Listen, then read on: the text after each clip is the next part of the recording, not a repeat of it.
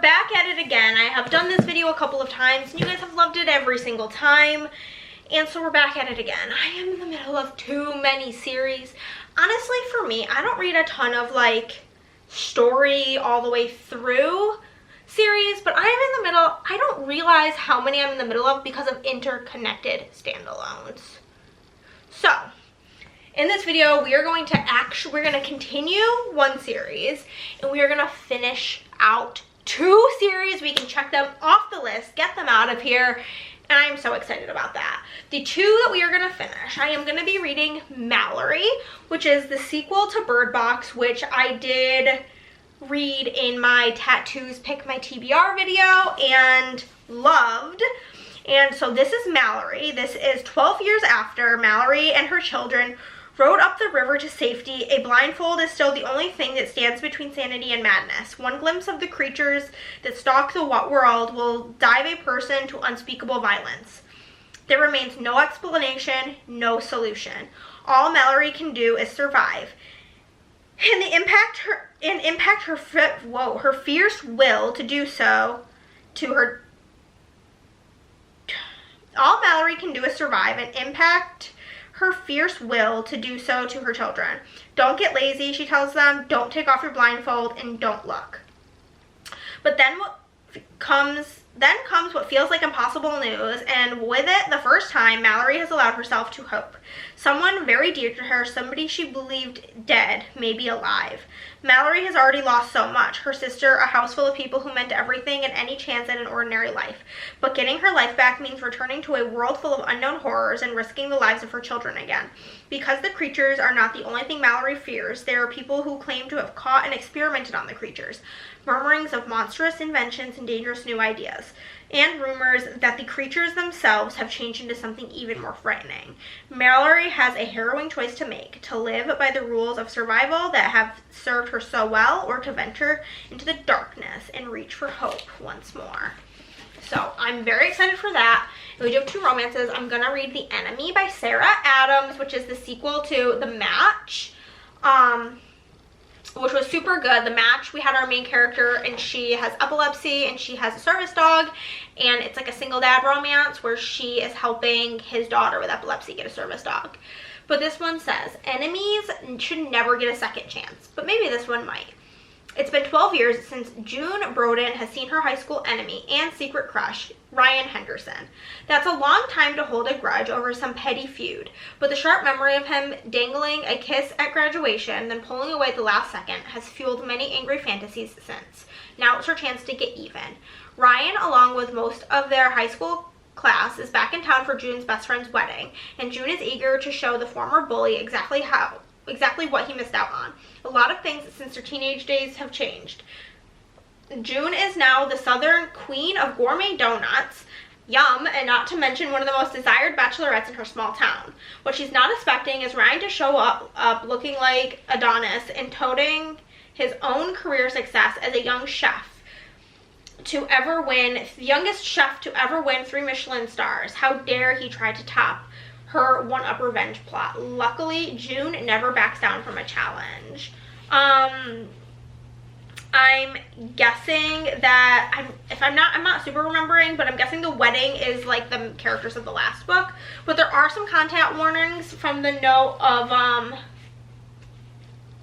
Sarah. Basically that there is healing after being cheated on, body insecurities, parental loss.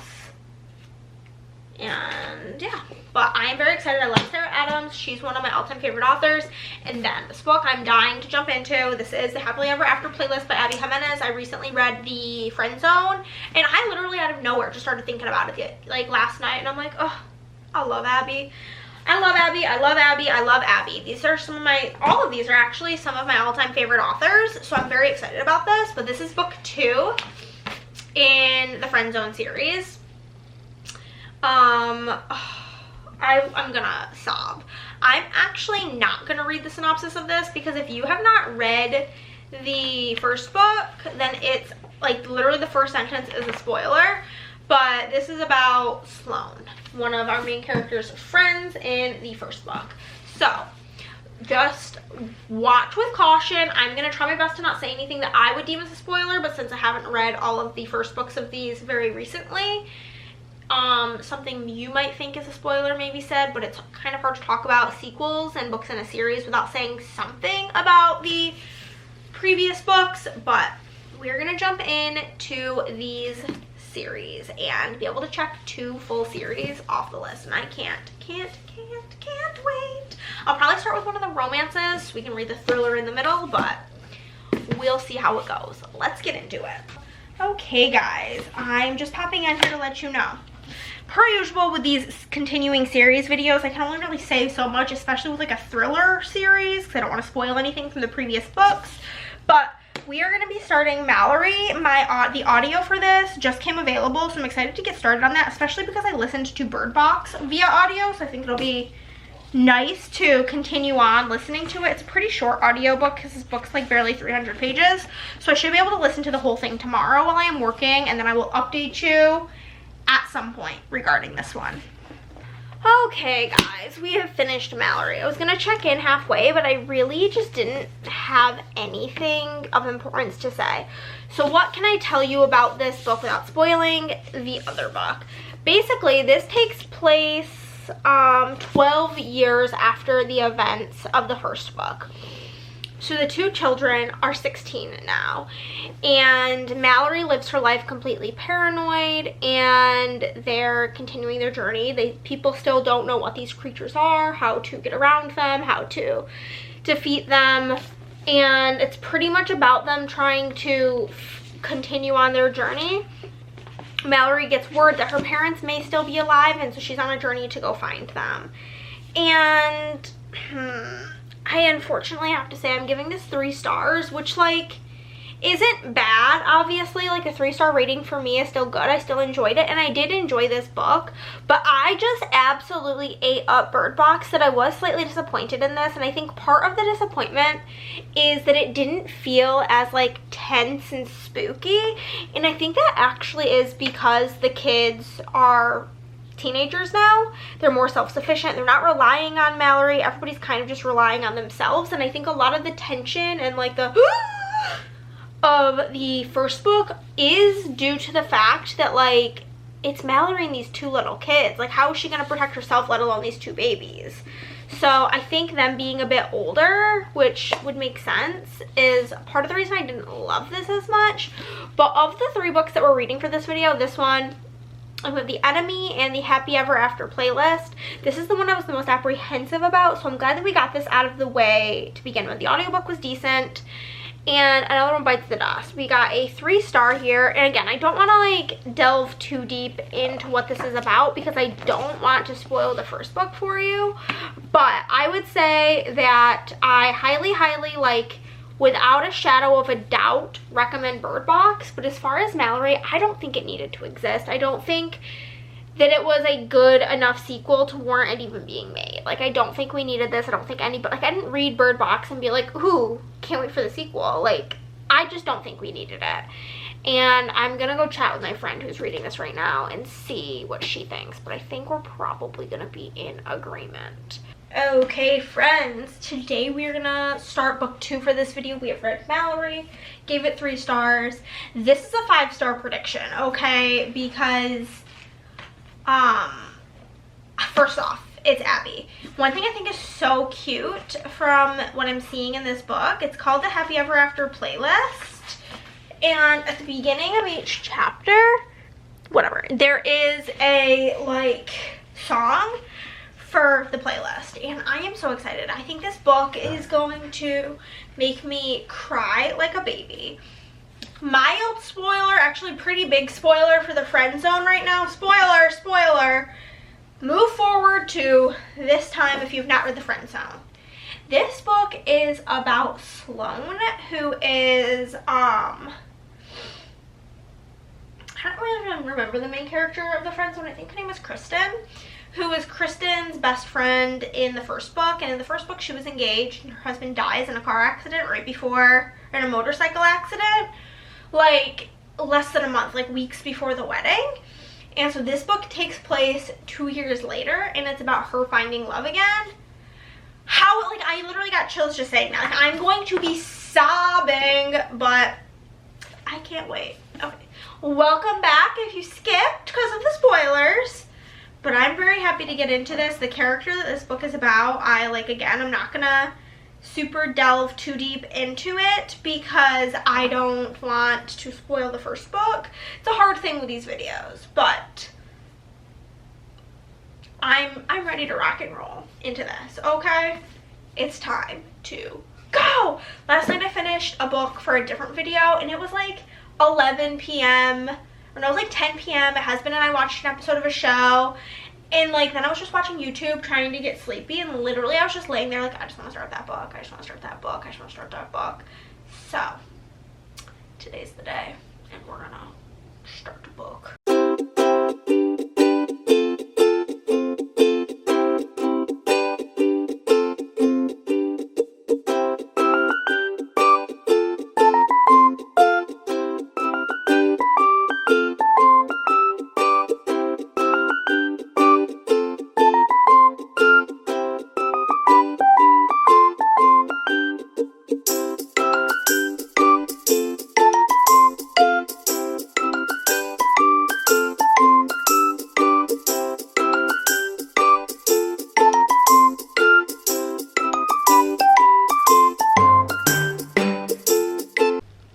About 30% into this book and this line has me dying. You hear she put a golf club through Kanye's windshield last week, climbed the hood, and then pissed into the crack in the glass. Honestly, he probably deserved it.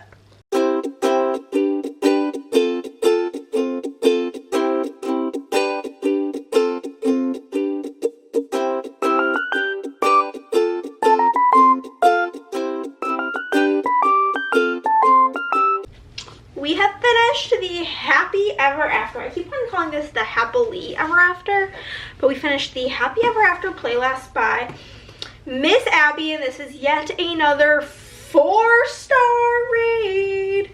Continuing this series has been so good. My thoughts and feelings. So, again, I don't want to say too much about the plot of this because it is a spoiler of a main plot point of the first book.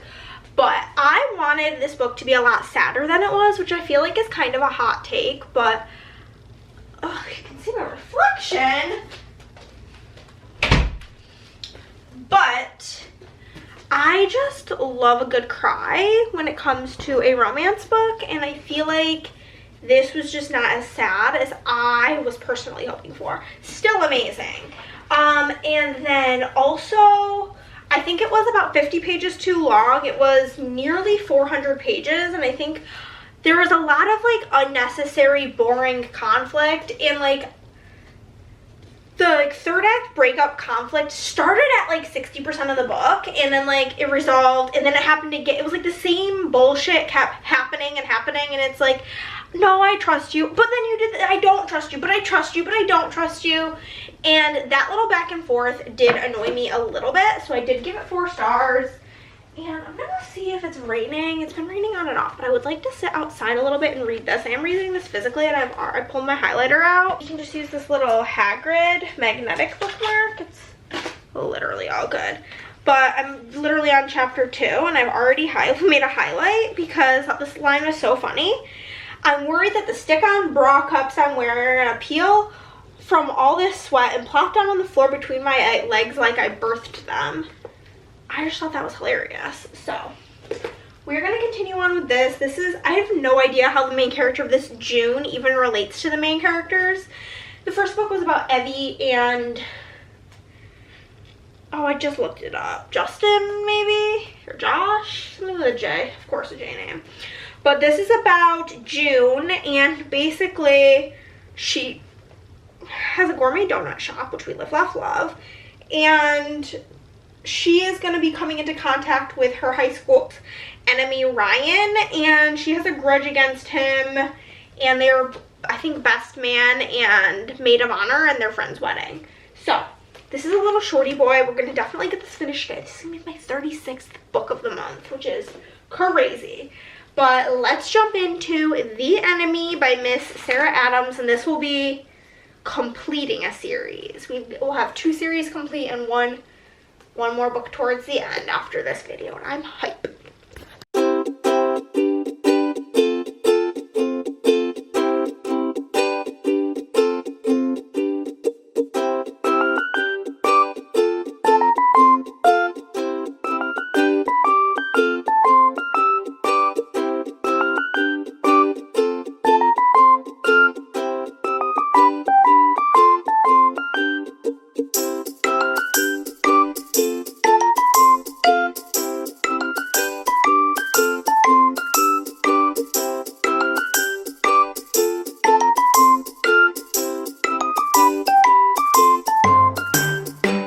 Okay guys, we have finished The Enemy by Sarah Adams. I actually read this physically and I slightly like annotated. I did like highlight some stuff and yeah, it was really, really, really cute. I did give this